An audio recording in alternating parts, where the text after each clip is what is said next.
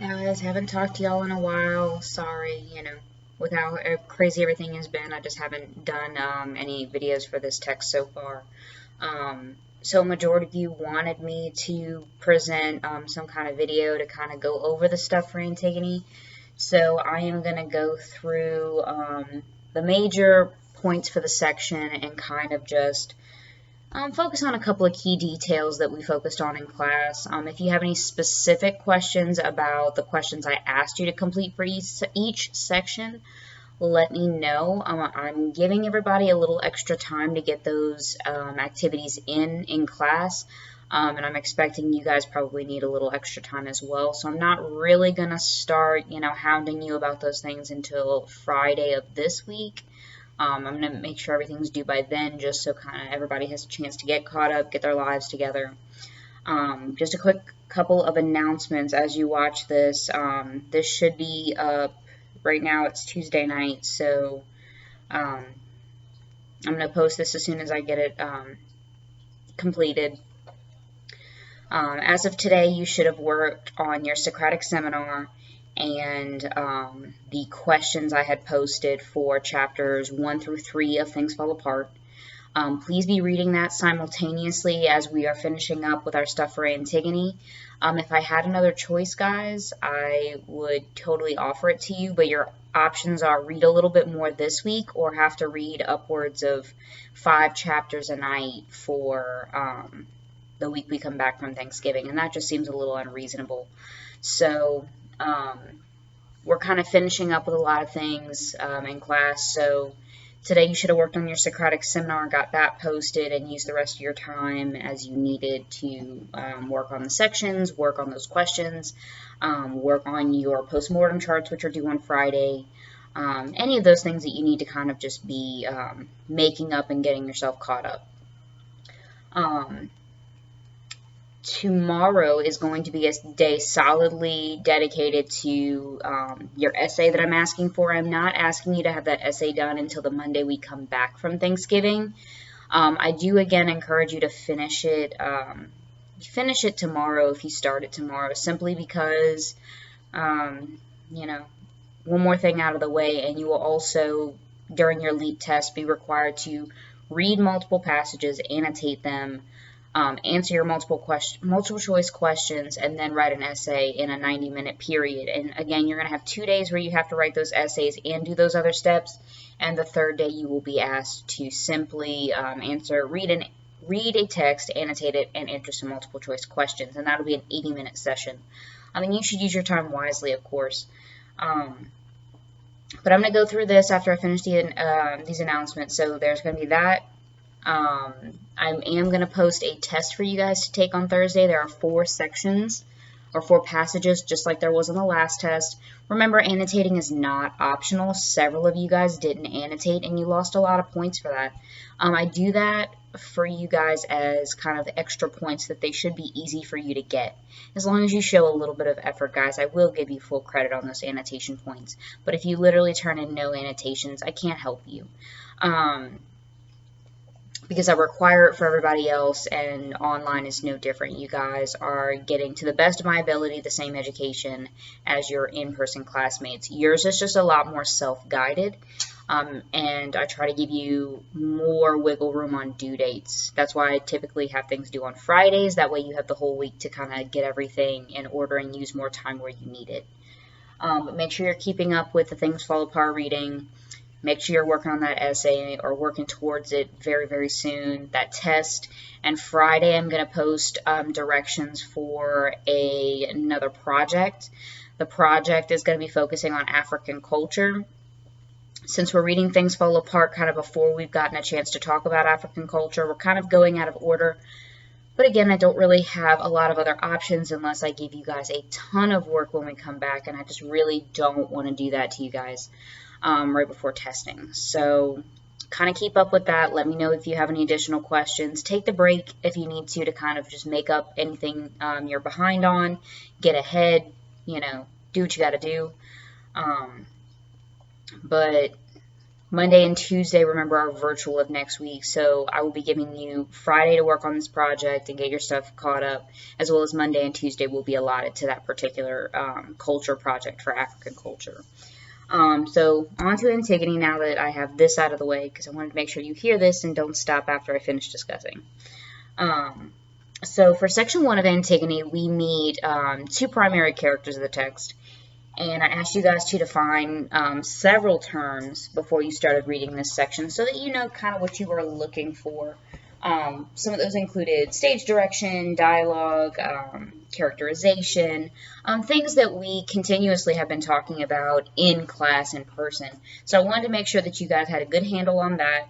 And the reason I've been assigning the questions for you guys to answer is because on your test overall, everybody seemed to really struggle with finding evidence and analyzing the way or the impact of an author's particular choices in a text. So the questions are, asking about metaphors. They're asking about why an author chooses to do certain things. And of course, a lot of them do ask you to use textual evidence to support yourself. And if you look at the Things Fall Apart questions, they're doing similar things as well. So I'm really trying to practice and hone in on the skills that you guys seem to be struggling with. With that being said, that is why I've assigned those questions. So please make sure you're doing those to the best of your abilities. And if you have a question, contact me. Most of you are good about keeping me up to date if there's an issue, but I don't get a lot of questions. So I'm assuming you're good if you don't ask me questions, guys. Keep that in mind. I can't check in with you guys every day because I'm not exactly sure where you are. That's why I put suggested for Monday or suggested for Tuesday, because that's what I expect you to do on that day. But if you don't for whatever reason, that's why sometimes we get a little, behind, a little ahead, things like that. For section 1, we again meet two major characters. We meet Antigone and Ismene, and they are sisters. And if you watch the preview video for Oedipus Rex, it kind of explains what happens in the first play out of this trilogy. This is the second. Antigone is the second play in this trilogy. The third one, fun fact, an excerpt of that will be on your test. Maybe just a helpful hint. I haven't told your in-class classmates yet, but I'm going to get to that tomorrow. So when we look at a play, we have to look at the characters because obviously that's one of the major things that we are presented with. And the characters present themselves and their actions and whatnot through their dialogue, through the way they interact with each other. So the two things you're always going to want to pay special attention to are how the characters themselves are characterized, right? So we're looking at characterization, which is one of those words I asked you to kind of pay attention to. So characteristics of characters. So how would you describe Antigone? How would you describe Ismene, which is one of the things I've asked you to do, I believe, for this first section. If I look, yes, on 459, I asked you to complete the chart up at the top where it actually asks you to kind of describe Ismene and Antigone's characters. And they are very different. We start the whole play with a very big fight between these two sisters. Antigone wants to bury her brother Polynices, even though it has been made illegal to do so. And the punishment or the consequence for this is actually death. Like, she is saying, hey, Ismene, will you bury our brother? Because, he needs to be shown respect because Polynices was not buried, unlike Oedicles. Oedicles was buried, and Creon gave him, their uncle Creon gave him a full rites funeral and allowed him to pass on to the afterlife with no issues. And Ismene is very skittish about this idea, and she doesn't want to do that, and it causes a big conflict between the two sisters. And Ismene is trying to be reasonable, and she's like, Antigone, not only shouldn't you do this, but you can't do this. This is a terrible idea. You're going to get killed. You're going to get in trouble. It's just not a good idea. And Antigone's like, that's okay. I'm not going to disrespect my family. I'm loyal to my family. I would never betray them. So she's playing a lot of the guilt trip card and doing a lot of other things to kind of get her sister to help her. And her sister doesn't. She says, my place is here as a woman to follow the laws and expectations of men. And you'll see as the play goes on, if you haven't noticed already, Creon is very, very aggressive towards women, and not in a positive way. So, my ladies, we are not very highly rated in Creon's eyes, and he actually uses being called a woman as an excuse, or not an excuse, insult, several times in the text, including to his own son Haman. But I'm getting ahead of myself. So always make sure that you're paying attention to those characterization elements of those characters, especially as new ones pop up, as well as any conflicts you see. So obviously in this first one, we are seeing major conflicts between Antigone and Ismene, which of course is person versus person. Out of the 4 types, there is 3 internal and 1 external. Ooh, 3 external and 1 internal conflict. Ooh, that would have been a mess. The 3 external types are person versus person, person versus nature, and person versus society. So keep some of those other ones in mind, because, you know, a play can have smaller pieces of conflict within a larger conflict for the text as a whole. So keep some of those in mind, as well as internal conflict, which is person versus self. And I think a lot of those pop up, and I think it's an important thing to keep track of when conflicts are taking place, because a lot of times those conflicts lead to plot development. They kind of further the plot and get you to the next part that you should be reading. I asked you to look at some of the questions on 458. I asked you to answer, I believe, all 5 of those initial questions, just to make sure that we were all on the same page. So if you haven't gotten those in, I will be looking for those by Friday. Again, just giving you guys time, even though I assigned stuff for section 1, not this past week, but the week before. We actually started this Friday, 2 Fridays ago. So keep that in mind. You should definitely at least have section 1 completed at this point. Moving on to section 2, we had our first ode, and I, did a whole little thing for odes. I presented information. Got some videos up there for you guys, so hopefully you watched them and you paid attention to the specific details. So, for example, the goal of an ode is to glorify someone or something. And when it does that, the goal is to definitely figure out what it's glorifying and what does that do for the text. And there are several instances, hopefully you know this by now, that there are several instances of odes throughout the text. And remember, they always kind of reference something that has already taken place. The ode is presented by the chorus leader and the chorus, who are there specifically to represent a particular group that would have been present. So in this case, they're supposed to be elder, wise men in the community. So other like government official types who are there to kind of give the perspective of the community or the city around them. In this case, thieves. So in the first ode, remember, if odes glorify, they're glorifying something. They're making something extra super special. And in this first ode, they are actually taking time to explain what has happened to get Polynices and Eteocles dead. So what they talk about is the fact that the Argive army and the Theban army actually come to blows. They end up attacking each other. The Argive army actually attacks Thebes, and Thebes retaliates. And at the end of the day, both of the kind of warring cities kind of finish their war and they're over with it. Thebes wins, of course. It's glorifying it, and if the chorus is talking about it, they are definitely Theban. Obviously, they wouldn't glorify if the Argive army had won. That would just make no sense. They wouldn't make the enemy the good guy. And so they take like a time to explain how Thebes is so great and how the win was awesome. They also take a couple of stanzas to talk about how Polynices was so terrible, and the reason he got killed is because he didn't respect the gods. And of course, if you've read through the play and now you are kind of refreshing on some of these topics, the same thing happens to Creon as the text goes, and there are lots and lots of little bits and pieces of foreshadowing throughout the text.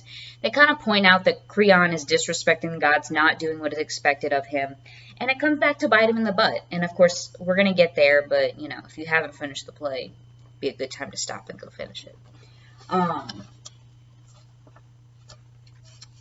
I asked you guys to look at a couple questions here on 465. I think 1 through 5 is what I asked. 6 isn't a good question, so I told you not to work on that one, I believe. But 1 through 5 are solid questions. Again, pulling pieces of text, asking you to use what you know or what you learn, or based on what the author has done, explain what they're doing or the impact of that thing. And again, pulling evidence. So I'm practicing with you guys for those particular skills. Once again, if you have any questions about section 2 questions, which again is 1 through 5 on 465, let me know so I can help you. I can break it down. I can give you some examples. We can work through it together. Moving into section 3. Sorry guys, my contact is bothering me today. So section 3 is talking about, it introduces us to a new character, a very important character. And I asked you guys to think about the concepts of dynamic versus static characters. So remember, dynamic characters or round characters are characters that change or mature over time in some way or form or fashion. Static characters or flat characters, on the other hand, are going to be characters that don't change at all, that stay the same, that are very stereotypical with maybe a couple of extra details. For the most part, they're pretty much what are known as stock characters. There's not much, important or difference between them or independence between them and another character of their type. So they tend to be important for plot development, but they're not always important as characters themselves, which is why for the postmortem chart, I hope you picked a character and you have, well, I hope you started it, but I would pick a character that is definitely named, so Antigone, Ismene, Creon, and I think you can also make an argument for the chorus being a character that is worth our attention. Even though it's not a proper name, it is a title, and that title becomes very important throughout the play. They do a lot of important things for us as we continue. So we're introduced to, again, our new character, Creon, in section 3, and we should be starting to think about what kind of characters we've been introduced to so far. So we've been introduced to Ismene and Antigone. So what kind of characters do you think they are?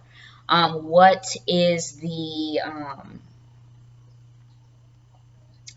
function of the chorus? Do they feel like a dynamic character? Do they change? Do you feel like they might change? What are some predictions you might have? Characterization for Creon, for example, is actually super, super easy if you think about it. Creon has this one super long thing, and if you notice, Creon loves to talk. He loves to hear himself talk, but he tells everybody to be brief or be quick and stop talking fast, which is very ironic. His character is full of paradoxes. There are things that are simultaneously true, but they mean the opposite. So, for example, he's like, oh, everybody here is so great, and he's talking to the chorus. He's like, you're so respectable, you're so great, you've been here for my family for so long, blah, blah, blah, blah, blah. Then he turns around not too long later and is like, I don't value anything you have to say, blah, blah, blah, you're old, you're stupid.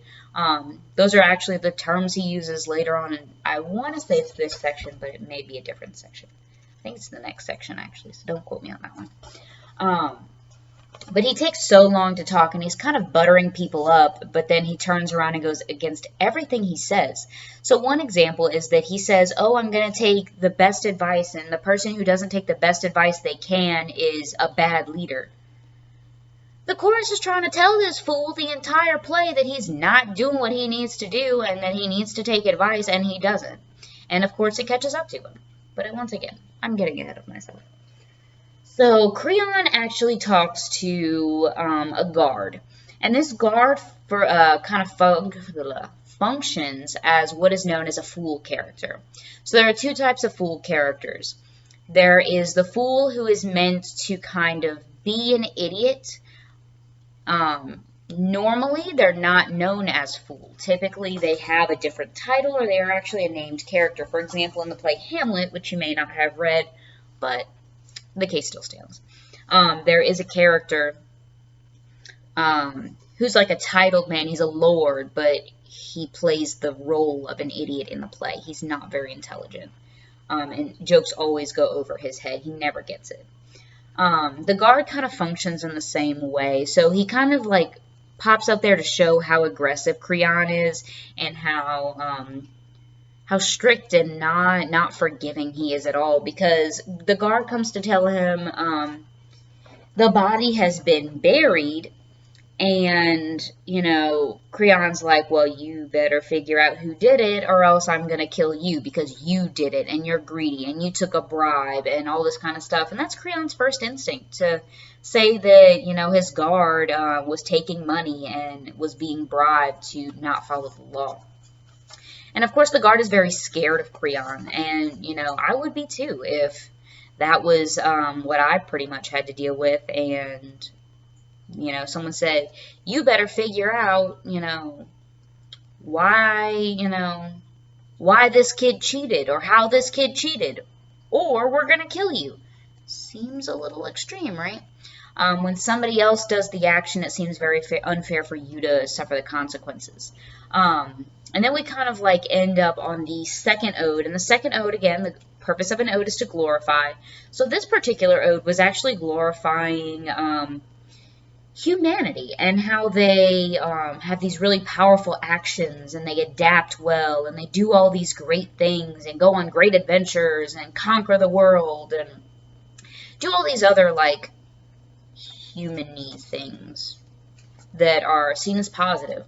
But if you go through it, you know, it talks about their skill in inventing things or being inventive, being creative, creating medicines and hunting and, you know, fishing type stuff to, you know, provide for their people.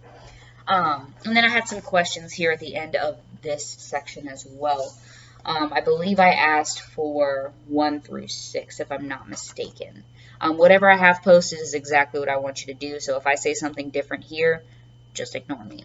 But I'm pretty sure I asked you to complete questions 1 through 6. As I said for the last 2 sections, let me know if you have a specific question, or we can, like I said, go through the questions together. If you want to do a video chat with me and say, hey, Ms. Jenkins, I really am struggling with section, for example, 3's questions. Could you sit with me and we could talk it through? Absolutely. I have no problem with doing that, but no one's ever asked for that kind of stuff, so I assume you don't need it. Again, if you don't ask, I don't know. I don't read minds as much as people probably think I do. Moving on to section 4. In section 4, we get the guard coming back after the guard has vowed never to return because he doesn't want to die. He comes marching in. Yo, Creon, what's up? I caught your person who didn't follow the rules. And he's like, what? And it turns out it's Antigone. And the chorus is very shocked by this. And they're also kind of like, come on, Antigone. Like, that wasn't smart. And they feel bad for her. They're like, that's going to be bad. So the guard is asked to present his information quickly once again by Creon, and Creon listens to the guard give this really lengthy speech about how there was a storm and how they had to sit really far away from the body because it smelled bad, and, you know, they had to insult each other and, you know, play practical jokes to stay awake. And Creon's like, I don't care. Just get to the point. Are you sure it was her? And he's like, oh, 100%. Like, as soon as she saw that the body was unburied, like, she started screaming, and it was a whole big ordeal. So, the guard kind of lays down what had taken place. And, of course, this is all functioning to give you what is known as comic relief. Comic relief is kind of a motion. It is a technique that authors use because, for example, you cannot be angry for a year. Like 100%, like on a 10, maxed out angry for a year. It's exhausting.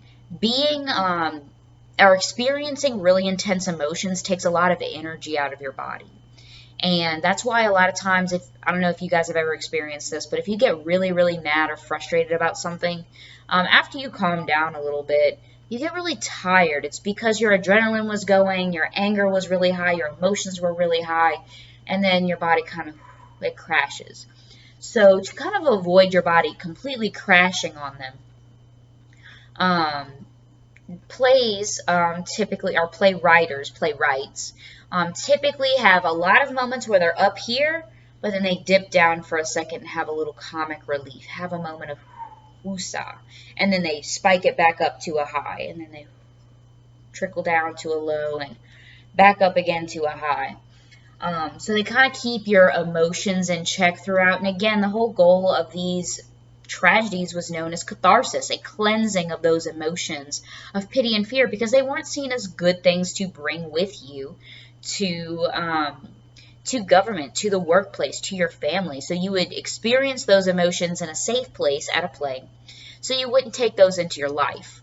And I think that's a good thought, but of course that doesn't always work out that way. And so it's interesting. So Creon seems to be very, very angry with the chorus as well. So the chorus seems to almost back Antigone in her decision, and even better, Ismene is completely left out of like this whole thing. Like, she fights with Creon for a second, but Antigone says, "You didn't do this. You're not going to take credit. Bye, Felicia." And then Creon's like, "I don't have time for your lying butt. Get out of my face." So we have Creon ignoring her, and then we also have Antigone ignoring her. So how Antigone feels at the beginning of the play in section 1, where she feels kind of alone and betrayed by her sister, Ismene is kind of feeling this same consequence here towards the end of section 4. And I believe that is the high notes for section 4. Let me double check. I do believe that we finally see some characterization of both Antigone and Creon in a more deep level. From the beginning to the end of the scene, they are pretty same. We get a lot more details about their character, how Creon reacts in a crisis situation, or how he responds to people, how he responds to women, and how he responds when he doesn't like what's being said. And we get a lot of valuable information about Creon and Antigone both, and even a little bit of, change-ish or maybe dynamic elements for Ismene, which I think is a really cool moment in section 4. And for the ode here, we kind of focused on, there was kind of like this talk of how men can be corrupted and whatnot, but the gods are there to kind of like put you back on track. And Zeus is going to make sure that, the right people are in power, and that, things are upheld. Even if there's a bad man in charge, the gods are technically in charge. So whatever is happening is because the gods have allowed it to happen, or they're pulling the strings in some way. And I think that's important to keep in mind going forward, because remember, it seemed like Creon is kind of stepping on the toes of the gods and saying, "I don't care what you think," but you saw your projects. You saw how violent these gods are, so this was not a smart idea on Creon's part. And for him to be seen that way by other people is even worse. So if other people are seeing it, theoretically the gods would definitely have seen it. And if Creon is seen as like that god, non-believer, or seeing as someone who doesn't respect the gods, again, that's some more foreshadowing to see that something negative will happen to him, and it will again be associated with the gods. And I asked you to look at these questions here, 5 through 9, as per usual. Let me know if there were any questions there. And then I also asked you to complete the chart on 495. This was a good kind of review from sections 1 to 4, what the different motivations of the characters are. So what are they saying, and what are their motivations for doing or saying those, things. And it was nice to kind of wrap up on Friday, and it's an even better time to kind of wrap up the first 4 sections again of Antigone.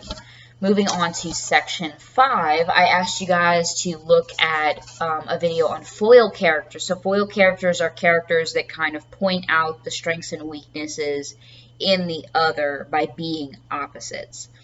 In here, I think there's a couple of options for foil characters. I think in this particular section, the goal is to kind of see Creon and Haman as two foil characters. They're like opposites that kind of point out the strengths and weaknesses in the other. So, for example, where Creon is very aggressive, Haman is saying, hey, be reasonable, be a little bit more understanding. We also see Haman as on Antigone's side, really fighting for morals over laws, whereas Creon is very much all about the laws and all about the order that they provide. He does not change his mind. And again, you see Creon doing all of this talking. And he really at first just wants Haman to agree. No matter what he says, he could say the sky is green, and Haman's going to say, yes, it is. Good job, Creon. And at first that's fine, but after a while, after this argument continues to take place and Haman tries to reason with Creon and say, maybe you've taken it too far, Dad. Maybe, you know, like if you weren't my dad, I'd probably say something about it, but because you're my dad, I am going to respect your authority. But I don't think you should kill them. I think that that is, you know, a huge miscarriage of justice. You shouldn't do that, and it wouldn't be right. And the citizens are saying it's not right, and I don't feel like it's right. And I think the chorus agrees that it's not right. So he's saying, you know, all these people are thinking the same thing as him, but Creon's like, traitor, you're a woman, you're a woman slave, you're all these awful things. And of course, like any angry teenager, he storms off at the end. And Creon is still frustrated. Haman is still frustrated. And we kind of leave with the chorus having this conversation like, what do you want to do, Creon? Do you want to change your mind? And he's like, absolutely not. This girl thought she was just going to disrespect the rules and not do what was expected of her and get away with it. Ha, you thought. So Creon kind of sets in stone that he is going to kill her, end of story, done. But instead of putting her publicly to be stoned, he's actually going to put her in a cave and close up the cave. And he was nice enough to say, but I'll give her a rope. So if she wants to commit suicide, she can do that too. So again, it's showing how aggressive he is and how unwilling to understand where other people are coming from, and he shows no empathy and no feelings for others. And that's just not the kind of person you want leading. You want somebody who's going to be firm, but somebody who's going to be understanding and actually care about their citizens, which it doesn't seem like Creon does. Or based on Antigone's perspective, he doesn't. Based on Haman's perspective, he doesn't. And it seems like the chorus and some of the community are starting to agree with those analyses. So at the end of this section 5, we were going to look at questions 1 through 4. Just a couple quick questions there. Again, as per usual, as I've said for the other 4 sections, if there's anything specific, if you want me to go over something, if you want to sit with me and we can do it together, all of those options are fine. I just need to know. I do not read minds as, you know, great as you must think I am. I don't read minds.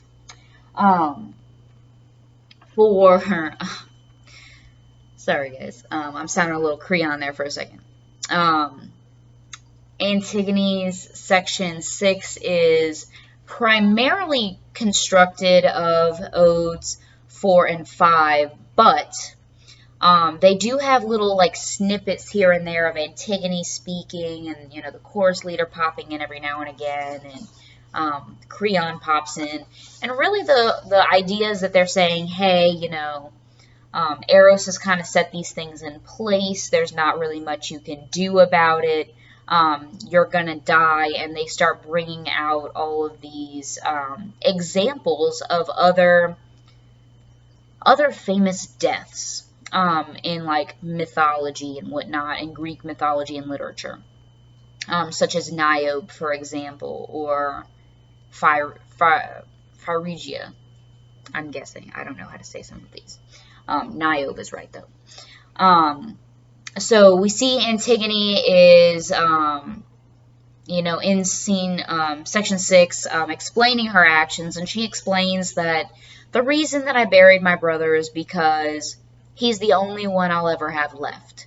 So I can't have any more brothers because both of my parents are dead. I can't have any more parents. My parents are dead. I can't have any more children because, or well, I can have another child. I can have another. I can have another husband. I wouldn't have buried them. I wouldn't have broken the law, except for these. This was my brother, and he deserved those rights, and I could never have another. Which, if you start really looking at her explanation, it's not very good. And it almost seems like a last-minute thing, because she's had all this other time and opportunity to tell us why she's buried him. And she hasn't taken that opportunity to tell us that until section 6, almost the end of the play.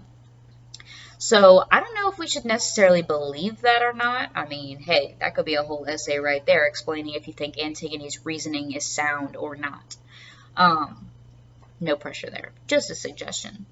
But we also have the chorus kind of feeling bad for her. They're like, no, you really shouldn't have done what you did, but we still feel bad for you. And even at some points, Antigone doesn't quite see that. She's like, oh, you're mocking me, you're making fun of me. But really, they're just saying, look, you're human and you're going to die, but there were other ways you could have done that. And so it's interesting that she kind of jumps to conclusions, just like Creon does. Whereas Creon and Antigone really might be thought about as foil characters, I really think that they're very similar. And if they just happened to have agreed on the same thing, it wouldn't have been an issue in the play. And I think the issue does largely become not Antigone versus Creon, but Antigone versus this law, or morality versus laws in general. I think there's a couple of different ways to talk about that conflict there.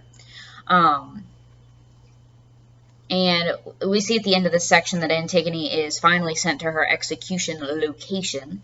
And again, there's lots of those allusions with an A, to those other, tragic figures who were sent to their executions, particularly in Ode 5. On 519, there are those questions I would like you to look at. So that is 3 through 6, or 3 through 7, excuse me. And then I asked you guys to complete the chart, but I asked you as you completed each ode to kind of fill in the chart. So 2 and 3, I asked you to do previously, and then once you read section 6, I wanted you to fill out 4 and 5 as well, and then that leaves you just with 6, which is in section 7. So a ton happens in section 7. Section 7, of course, is the longest, but it is also the conclusion. It's both the falling action, it's like the climax, the falling action, and the resolution of the play, all wrapped into one. And you can actually point to the resolution and the theme of this text actually, but we'll get there in a second.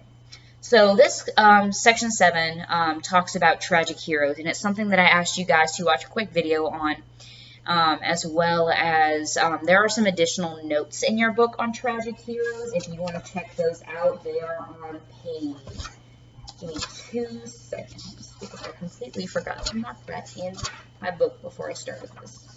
It is on page 449, so if you want a couple of extra notes on tragic heroes, that is available to you. But kind of keep that in mind, because one of the things I ask you to do at the end of this section is talk about Creon as potentially a tragic hero, or maybe even the protagonist of this particular play, which it seems interesting that it's called Antigone, but the main character may in fact be Creon.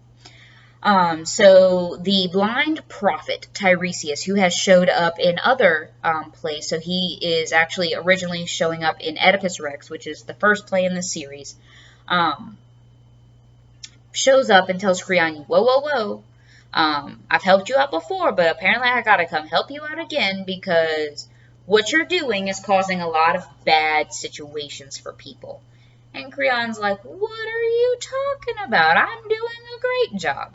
And Tiresias is like, girl, please, you are causing all kinds of bad omens to pop up in my, situation.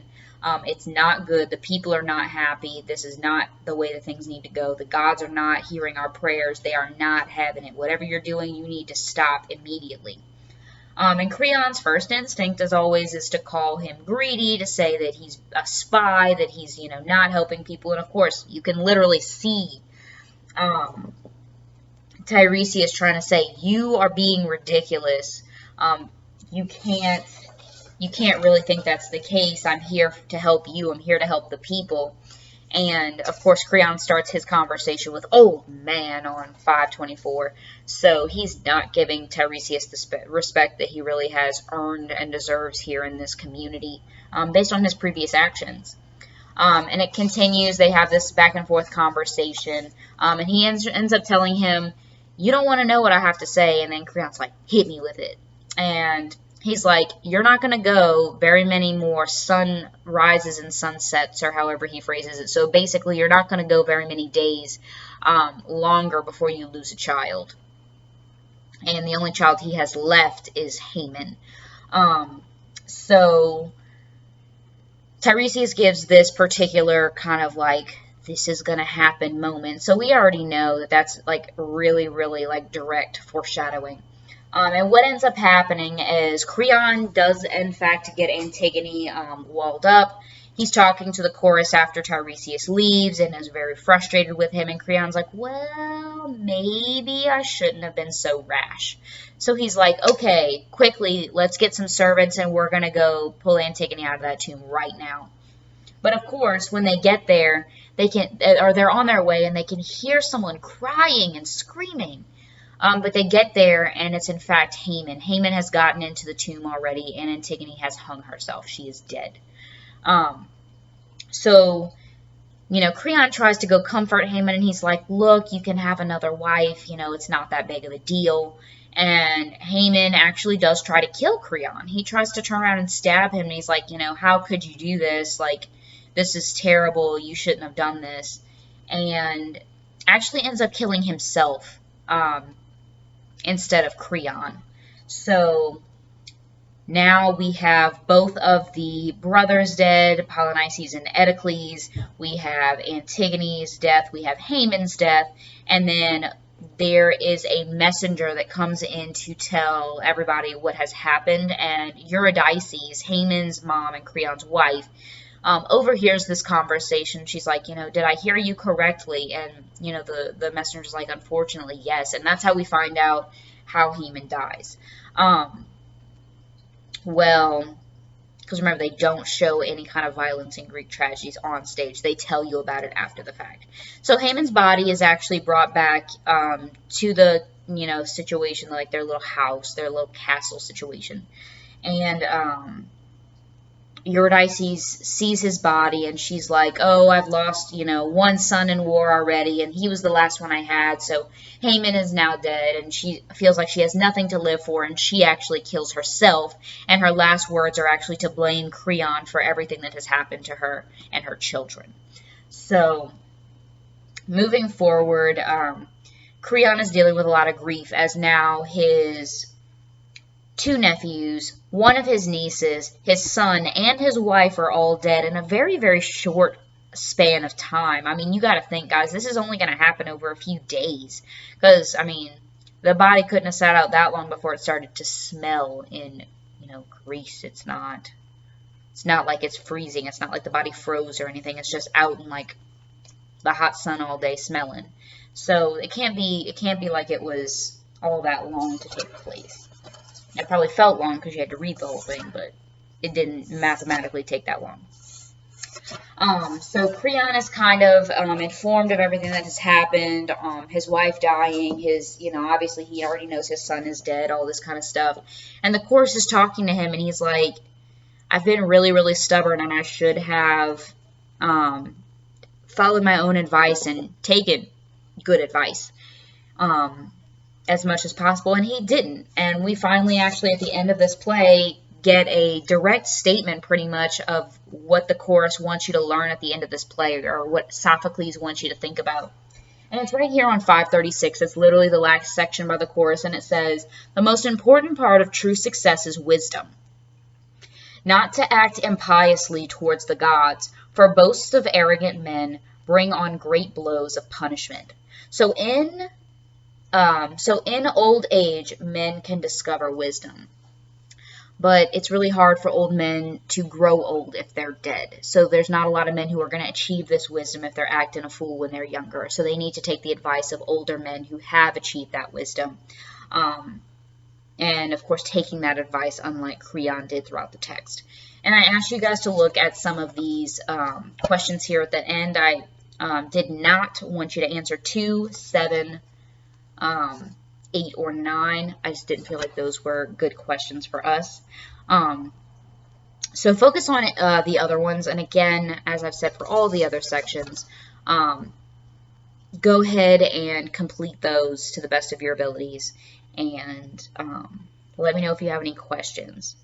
And what I'll actually do, if you watch this all the way through, you only have to answer 2 of the questions. Pick 2 of those numbered questions and type on your thing, you know, when you turn in your work, I read your video, or I watched your entire video, and I'm going to go ahead and only do 2 questions. But I would also like you to complete the chart on 539 as well. Now, if you want to complete the other questions for practice, I am not going to be mad at that at all. I think it's a really good idea to do that as well, but I'm not going to require it, especially if you've made it through 45 minutes of this video. I'm just impressed at that point.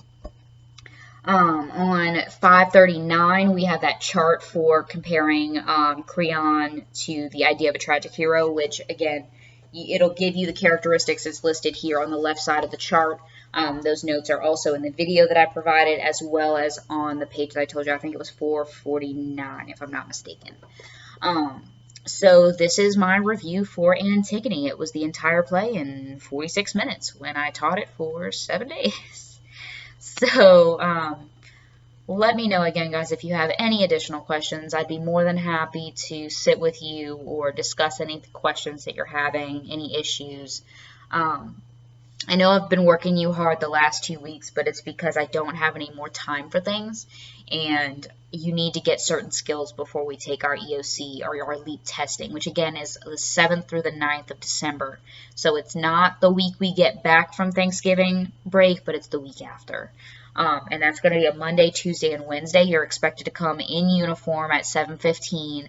You're going to go to the front office and get your temperature checked, and then you're going to go upstairs by the library like you normally would for testing, and you'll be sent to your room for your state test. There are 3 sections. That's why you need to be here for all 3 days. If there are any additional questions about Antigone, about the work, about the questions, about due dates, if you just really don't understand something, guys, I don't know unless you tell me and you ask a question. I'm here. If you need me, let me know. Be good.